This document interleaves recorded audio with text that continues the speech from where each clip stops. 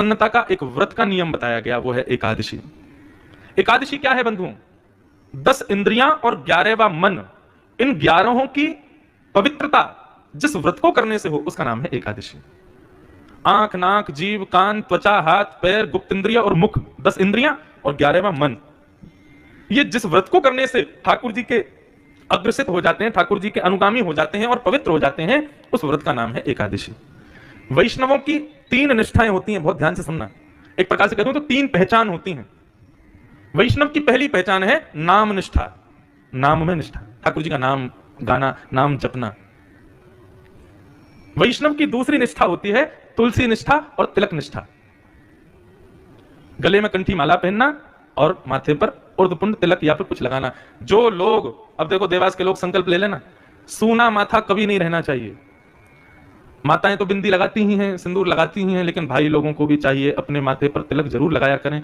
सूना माथा रखने से तो क्या होगा ये तो बाद में सुनना, लेकिन अगर मैं कथा कर रहा हूं, कथा करके निकल रहा हूं और सामने से सूने माथे वाला व्यक्ति अगर आ जाए तो उसके सूने माथे के मुखार बिंद को देखते ही मेरा आधा तप उसी समय खत्म हो जाएगा।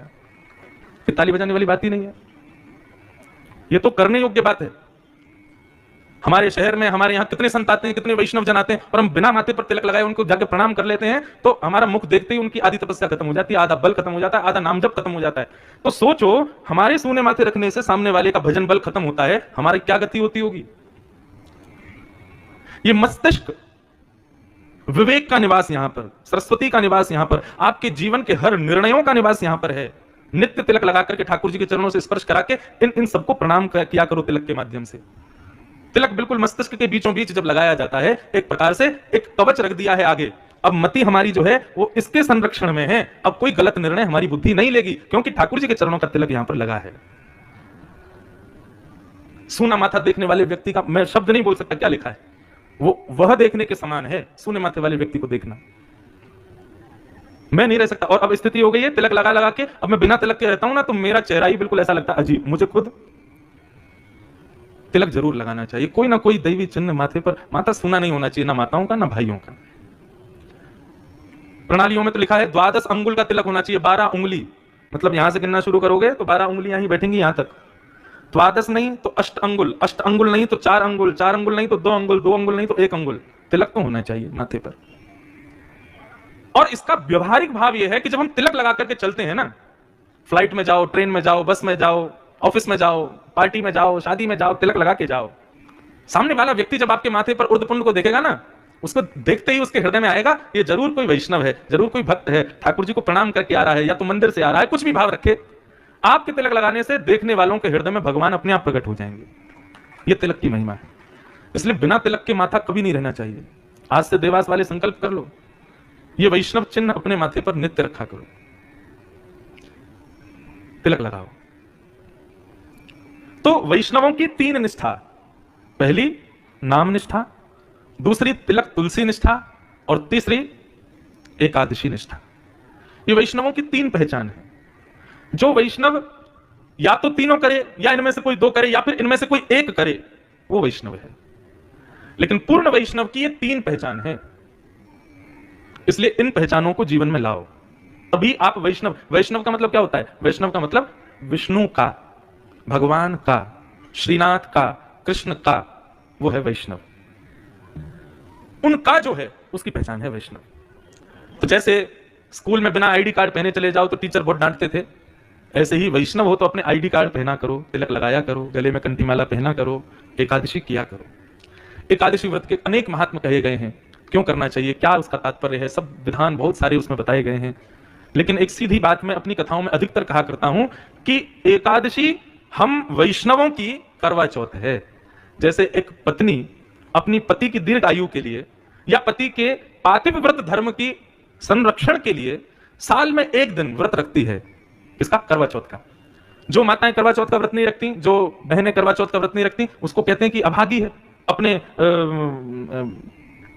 विवाहित जीवन के लिए व्रत नहीं करती, अपने पति के लिए, अपने पातिव्रत धर्म के लिए। पहले तो माताओं के लिए कहा जाता है, आजकल पति लोग भी रखते हैं करवा चौथ पे, और इसमें कोई उपहास वाली बात ही नहीं है, सामान्य है, दोनों को रखो, कोई दिक्कत नहीं। अहोई अष्टमी आती है, उस दिन माताएं अपने बेटों के लिए व्रत रखती हैं। मैं साल भर में व्रत नहीं रख पाता, 2 ही व्रत रखता हूं, या तो जन्माष्टमी या अहोई अष्टमी। मां हमारे लिए कुछ नहीं खा रही, हम भी उसके लिए कुछ नहीं खाएं। अच्छा, कुछ ना खाना, ये क्या फिलॉसफी है? सुनो, हम जब जन्म लेते हैं ना, और जिस दिन हमारा अन्नप्राशन संस्कार होता है, अन्नप्राशन संस्कार होते ही हमारी आयु कम होने लग जाती है। मतलब अन्न जीव पर जितनी बार जाता है उतनी बार हमारी आयु कम होती है। इसलिए कहते हैं खाने दाने दाने पर लिखा है खाने वाले का नाम। क्यों? क्योंकि जितने दाने तुम्हारे लिए लिखे हैं उतने जब तक तुम खा नहीं लोगे तब तक तुम्हारी मृत्यु नहीं होगी। प्रत्येक दिन हम लोग भोजन करते हैं, रोटी खाते हैं, अन्न खाते हैं, चावल खाते हैं, दाल खाते हैं। तो हमारे जो चित्रकेतु हैं, मतलब पिए हैं उनके, ब्रह्मा जी के चित्रकेतु, वो चित्रकेतु सबका लेखा जोखा रखते हैं कि मैंने इंद्रेश को पृथ्वी पर भेजा है, उसके नाम से इतना अन्न वो जिस दिन खा लेगा उस दिन उसकी मृत्यु होगी। यदि एक दिन भी मैं अन्न नहीं खाता हूं, व्रत करता हूं, अन्न का सेवन नहीं करता हूं, तो उस दिन चित्रकेतु मन में विचार करते हैं आज इसने अन्न नहीं खाया, तो मेरी एक दिन अन्न ना खाने से एक दिन की आयु मेरी बढ़ जाती है। यह है व्रत का मतलब। माताएं बहनें जो एक उस पर करवा चौथ पे व्रत करती हैं, एक दिन अन्न नहीं खाती और फिर रात को पति को देख करके जल पी लेती हैं, अन्न खा लेती हैं, पति को केवल एक दिन की आयु मिलती है, पत्नी की एक दिन का जीवन मिल जाता है उसको। ठीक वैसे ही ठाकुर जी को अपना सर्वस्व न्यौछावर करो, और सबसे ज्यादा बहुमूल्य हमारा है जीवन, हमारा एक दिन।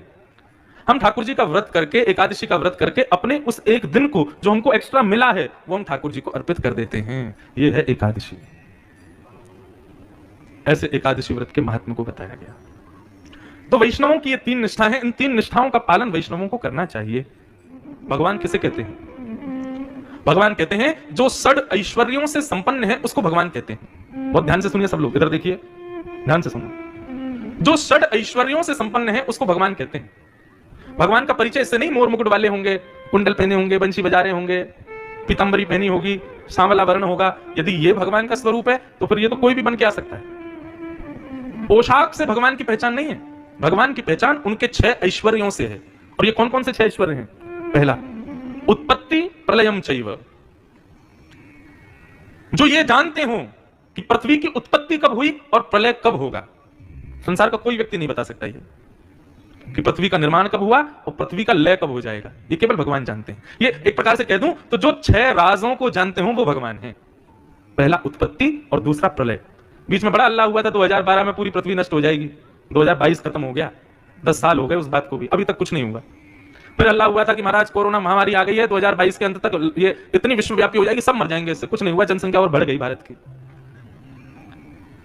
उत्पत्ति और प्रलय की पूर्ण जानकारी जिनके पास हो, ये 2 गुण जिनके पास हो वो भगवान। तीसरा और चौथा क्या है? भूतानाम अगति गति। मानव की किस कार्य में गति होगी और किस कार्य में अगति होगी, कहां जाने पर गति होगी, कहां ना जाने पर अगति होगी, इसको जो जानता हो वो भगवान। तुम ऐसा करो तुम्हारा कार्य बढ़िया चलेगा, तुम्हारी बिजनेस अच्छे चलेगी, ऐसा करो ऐसा करो ऐसा करो, लेकिन फिर भी फ्लॉप हो जाते हैं। क्यों? नहीं पता। ये जानकारी केवल भगवान को है कि हमारे किस कार्य को करने से हमको गति प्राप्त होगी और किस कार्य को करने से अगति होगी, इसकी जो जानकारी रखते हो वो भगवान। वेत्ति विद्याम अविद्याम च। जो विद्या और अविद्या से परिपूर्ण जानकारी रखते हो वो भगवान। पूतना सुंदरी बनकर के आई, परम गुणवाली बनकर के आई, परम गुणयुक्त बनकर के आई, लेकिन सब उस पर मोहित हो गए, उसके गुण पर न्यौछावर हो गए। ठाकुर जी ने नेत्र बंद कर लिए। क्यों? क्योंकि वो जानते हैं कि विद्या नहीं अविद्या है। सामने प्रणाम कर रहा मंदिर में व्यक्ति किस भाव से प्रणाम कर रहा है भगवान सब जानते हैं। आज स्थिति ऐसी बंधुओं, दंपति अपनी 50वीं एनिवर्सरी मनाते हैं। आज महाराज जी 50 साल हो गए हमको, लेकिन उस समय मन में आता है क्या आप दोनों एक दूसरे को भली भांति जानते हो? कितना भी कहें हम भली भांति जानते हैं, लेकिन ये हो ही नहीं सकता। कोई ना कोई राज वह भी छुपा के बैठी है, कोई ना कोई राज उसके हृदय में भी है जो दोनों को ही नहीं पता, और उस राज को केवल और केवल परमात्मा जानते हैं। मानव कैसा है मैं अपनी कथा में कहता हूं कि केवल 2 लोग जानते हैं, या तो भगवान या वो खुद, तीसरा उसको कोई नहीं जानता। लेकिन ये हमारे अंदर के समस्त राजों को, विद्या विद्याओं को जो जानते हो वो भगवान। ये 6 गुण जिनके पास हो, ये 6 बातें जो जानते हो वो भगवान हैं। उत्पत्ति प्रलयम चैव भूतानाम अगति गति वेत्ति विद्याम अविद्याम च सवाच्यो भगवान इति। ये भगवान के लक्षण है। मैं तो कहता हूं कि श्रोता सब कौन है? गुल्ला। कौन है? सब गुल्ला हैं। और भागवत की कथा क्या है? बोलिए रस है। और जब रस में ये सारे गुल्ला ओतप्रोत हो जाते हैं तब रसगुल्ला बनता है, तब श्रीनाथ जी उसको मुख से लगाते हैं, तब उसको स्वीकार करते हैं, तब उसका भोग लगाते हैं। अभी हम लोग क्या है? ठीक है गुल्ला हैं, ठाकुर जी को शुगर थोड़ी है जो उनको ऐसे ही खा जाएंगे। जब तक रस से युक्त नहीं होगे, जब तक रस से ओतप्रोत नहीं होगे, तब तक ठाकुर जी स्वीकार नहीं करेंगे। उस रस को हृदय में धारण करो, उस रस में सराबोर हो जाओ, ताकि ठाकुर जी आपको स्वीकार करें। अभी हमने स्वीकार किया है, लेकिन स्वीकारीकरण का पक्ष तो तब मजबूत होगा ना जब दोनों तरफ से हो। ठाकुर जी का अभी स्वीकारीकरण कहां मिला है हमें? सूरदास को मिला था, तुलसीदास को मिला था, मीराबाई को मिला था, रैदास को मिला था। अब रैदास की कथा सुनाए। रास किसे कहते हैं? सुनो ध्यान से। रैदास जी नदी में स्नान कर रहे थे, और नदी में स्नान करते करते श्री रैदास जी को अपने पैर के नीचे कुछ अनुभव हुआ। रैदास जी ने जैसे उठा करके देखा तो नन्हे से ठाकुर जी वहीं गंगा जी से उनको प्राप्त हो गए। रैदास जी बोले, बड़ी कृपा भगवान, आप स्वयं कृपा करके पधारे हो, आइए अब आपकी सेवा करूं। रैदास जी ले गए अपनी कुटिया में जाकर के धीरे धीरे धीरे धीरे करके ठाकुर जी के सेवा को बढ़ाया। एक संग ही सब व्यवस्था नहीं की, जो जो व्यवस्था होती गई रैदास जी वो करते थे। रैदास जी की भक्ति की पराकाष्ठा ऐसी बताते हैं कि श्री रैदास जी भ्रमण बहुत करते थे। कभी जगन्नाथपुरी चले गए, कभी वृंदावन, कभी अयोध्या, द्वारिका, बद्रीनाथ, रंगनाथ, सब जगह तीर्थों में घूमते रहते थे। लेकिन जब से उनके ठाकुर जी घर में आ गए, तब से रैदास जी का तीर्थों में जाना बंद हो गया। क्यों? रैदास जी तो कहीं भी भिक्षा मांग के खा लेते थे, अब ठाकुर जी का तो सुच्चा भोग लगाना पड़ेगा, अमनिया भोग लगाना पड़ेगा। किसी के यहाँ का बना हुआ ऐसे थोड़ी रख देंगे ठाकुर जी के आगे। रैदास जी को बड़ा कष्ट होता था कि अब मैं तीर्थों में नहीं जा पाता जब से ठाकुर जी आए हैं। तो रैदास जी ने एक नियम बनाया, भाव पक्ष को आगे रख के अपनी कुटिया में ही सारे तीर्थ प्रकट कर दिए। ये कोना बद्रीनाथ, वो कोना रंगनाथ, ये कोना वृंदावन, ये कोना आदि आदि। इस प्रकार अपनी कुटिया में ही ठाकुर जी को सजाते धजाते और उनको उठा करके ले जाते, एक कोने में रख देते और कहते, ठाकुर जी आज रामेश्वरम आए हैं हम। कोनों का नाम ही रख दिया। और विश्वास माने रैदास जी की भक्ति ऐसी थी कि जेठ की भरी गर्मी में रैदास जी अपने ठाकुर जी को यदि भाव में अपनी कुटिया में बद्रीनाथ ले जाते थे ना, तो उनके गांव में बर्फ गिरने लगती थी, ब्यार ठंडी बहती थी, लोग सौल कंबल ओढ़ के घूमते थे। कोई पूछता, अरे भाई जेठ का महीना कंबल ओढ़ के घूम रहे? बोले आज जरूर रैदास के ठाकुर जी बद्रीनाथ गए होंगे, तभी पूरे गांव में सर्दी हो रही है। और कभी सर्दी के महीने में यदि रैदास जी अपने ठाकुर जी को रामेश्वरम ले जाते थे, भरी सर्दी में कोहरे में भी वहां पर सब अपने स्वेटर उतार करके सारे वस्त्रों को खोले घूमते, भाई बड़ी गर्मी लग रही है। क्यों? बोले हाँ जरूर रैदास के ठाकुर जी रामेश्वरम गए होंगे। भक्ति थी रैदास की। परंतु रैदास के इस भाव से जितने लोग आनंदित हो रहे थे, उतने लोग उससे जलने भी लगे। रैदास जी एक विजातीय थे, एक उच्च श्रेष्ठ कुल में जन्म नहीं था उनका। लोगों ने जाके राजा से शिकायत कर दी, ठाकुर जी की सेवा का अधिकार तो केवल ब्राह्मण क्षत्रिय वैश्यों को है। ये रैदास एक छोटी जाति का ठाकुर जी की सेवा करता है, अपराध कर रहा है, और इसका अपराध पूरे गांव को भोगना पड़ेगा राजन। राजा ने कहा, भाई ऐसा कोई काम नहीं होना चाहिए, रैदास को बोलो अपने ठाकुर जी राजघर में जमा करवा दे। रैदास को बुलाया, रैदास से कहा, भैया तुम अपने ठाकुर जी या तो इन ब्राह्मणों को दे दो या फिर हमारे राजभवन में दे दो, तुम सेवा नहीं कर सकते। रैदास जी बोले, मैं कहीं से खरीद के नहीं लाया हूं इनको, या मैं कहीं से मांग के नहीं लाया हूं, ठाकुर जी स्वयं सेवा करवाने खुद आए मेरे पास में। रैदास जी कहते हैं, सो ही सुहागन प्रिय जाहि रीझ हैं। सुहागन कौन? जिससे ठाकुर जी रीझ जाएं। कैसा? तेरा मेरा, आपके और मेरे नहीं है ठाकुर जी, जिससे रीझ जाएं उसके हैं। हमारे श्री गिरधर लाल जी, अब मैं एक रामानुजी परंपरा का अनुयायी और वे पुष्टि मार्ग के ठाकुर जी अपने आप आए हैं, हम कोई लेके नहीं आए इनको, कहीं से खरीदे नहीं है। और एक बात और कह दूं, कभी भी ना तो पूछना, कई लोग आके मेरे से पूछ लेते हैं ना, आप कितने के खरीद के लाए अपने ठाकुर जी? तो मन करता है, अच्छा तुम अपने बालक कितने के खरीद के लाए दुकान से? बालक नहीं खरीदे महाराज जी, मैंने भी अपने ठाकुर जी नहीं खरीदे। खरीदना क्यों बोलते हो? ये कोई पाषाण है, कोई पत्थर है? ठाकुर जी हमारे अपने आप आए हैं। सुहागन जो हो, सुहागन कौन? सौभाग्यवंत कौन? जिससे वो रीझ के उसके पास चले जाएं। सो ही सुहागन प्रिय जाहि रीझें। कहां से आते हैं, कैसे आते हैं, ये लीला तो ठाकुर जी जाने। रैदास जी बड़ी विडंबना में बोले, क्या करना चाहिए? बोले अपने ठाकुर जी जमा करवाओ, मंदिर में दे दो या फिर हमारे राजभवन में दे दो। रैदास जी बोले, मैं तो नहीं दूंगा, मेरे ठाकुर जी मेरे प्राण हैं। राजा बोले, देखो तुम विजाती हो, तुम सेवा करोगे तो अपराध पूरे गांव को लगेगा। बोले, मेरी सेवा से अपराध पूरे गांव को लगेगा? बोले, हाँ ऐसा हमने सुना है। तो फिर रैदास ने कहा, एक काम कर लीजिए, ठाकुर जी से ही पूछ लो वो किसके पास जाना चाहते हैं। बोले, ये कैसे संभव होगा? तो रैदास ने युक्ति बताई। बोले, एक काम करते हैं, कल ठाकुर जी को सिंहासन में यहाँ बीच में पधरा दूंगा, एक तरफ आपके सब विद्वान ब्राह्मण और सारे क्षत्रिय और वैश्य समाज के लोग बैठ जाएं, एक तरफ अकेला मैं बैठ जाऊंगा, दोनों अपने भाव से ठाकुर जी को रिझाएंगे। ठाकुर जी जिससे रीझ के जिसके पास मुड़ गए, जिसके पास घूम गए, समझो ठाकुर जी उसी के हैं। बोले, हाँ सब तैयार? बोले, यही करेंगे।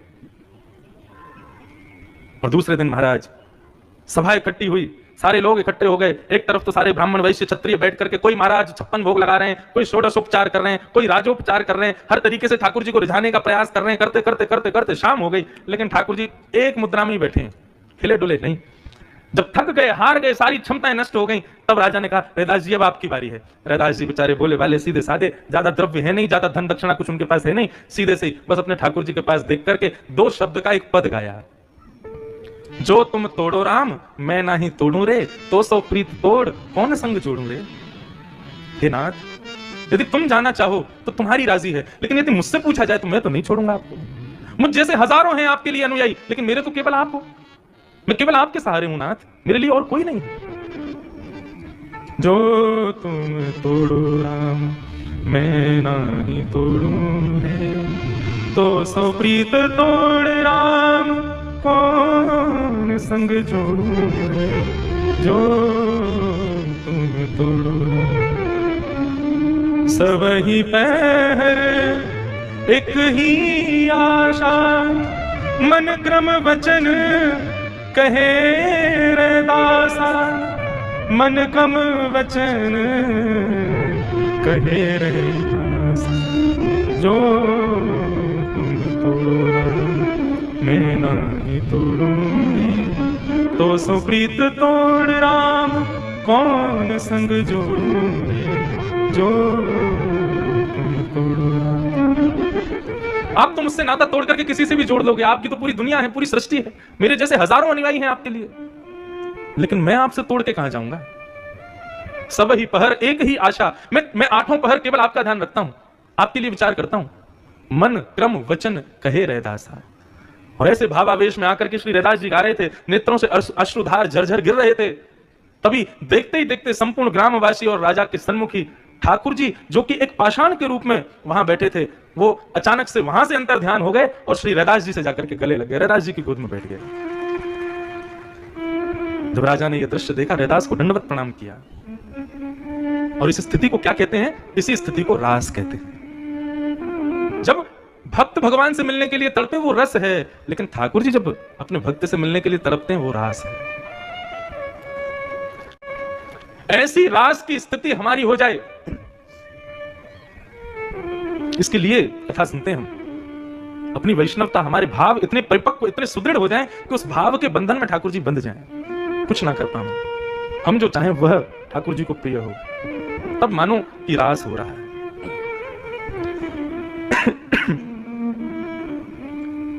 रास का मतलब हमने केवल एक चीज मान ली, नाचना, नृत्य करना, हाथ में 2 डंडी पकड़ करके एक दूसरे को मार रहे हैं, वही रास है ना। रास का मतलब जीवात्मा और जीवात्मा का नृत्य नहीं है। रास का मतलब है मिलन जीवात्मा और परमात्मा का। अब आप पूछेंगे तो फिर नृत्य क्या है? अरे जब व्यक्ति अपनी मनवांछित इच्छाएं पूरी होती है ना, तो व्यक्ति अपने देहाभिमान से शून्य हो जाता है, उसको फिर अभिमान नहीं होता। और जब व्यक्ति अभिमान रहित होता है ना, तो फिर अपने उत्साह में अपने आप उसका हाथ थिरकते हैं, उसके पैर थिरकते हैं। गोपियों से मिलने के लिए श्याम सुंदर जब प्रकट हुए, गोपियां अपने आप थिरकने लगी, अपने आप नृत्य करने लगी। हमने केवल रास में केवल उस नृत्य को ले लिया, नृत्य नहीं है रास।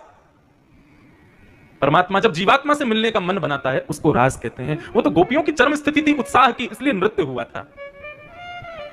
उत्साह में हम नाचने लगते हैं, हम एक्साइटेड जब होते हैं किसी बात को लेकर के, तो एक स्वभाव है मानव का कि वो नृत्य करने लगता है। वो थोड़े उटपटांग उसकी भावनाएं हो जाती हैं, वो कुछ भी, फिर वो देह के अभिमान में नहीं रहता। यहां पर जो गोपियों ने रास किया, वो देहाभिमान की शून्यता है। रास का मतलब नृत्य नहीं होता। भगवान ने गोपियों को आश्वासन दिया था कि हम तुम्हारे साथ रास करेंगे। रास करने का मतलब हम तुम्हारे पास बैठेंगे। रसिक प्रीतम हित चित्त की बातें गिरधारी जी सो कहिए, यह भी एक रास है। अपने हृदय की भावनाएं ठाकुर जी से कहना, ठाकुर जी की भावनाएं श्रवण करना, यह भी एक रास है। मैं तो निवेदन करता हूं कि जब भी कोई गोवर्धन जावे, परिक्रमा लगाओ, दूध की धार चढ़ाओ, आदि आदि जो तुम्हारा मन हो सब करो, लेकिन मेरी कहे एक बात कहना करना, जब गोवर्धन जाओ गिरिराज जी के समीप जाकर के बैठो और गिरिराज जी से चर्चाएं करो, अपनी सुनाओ, अपने भाव कहो। ठाकुर जी से पूछो आप कैसे हो, हे गोवर्धन नाथ आप कैसे हो।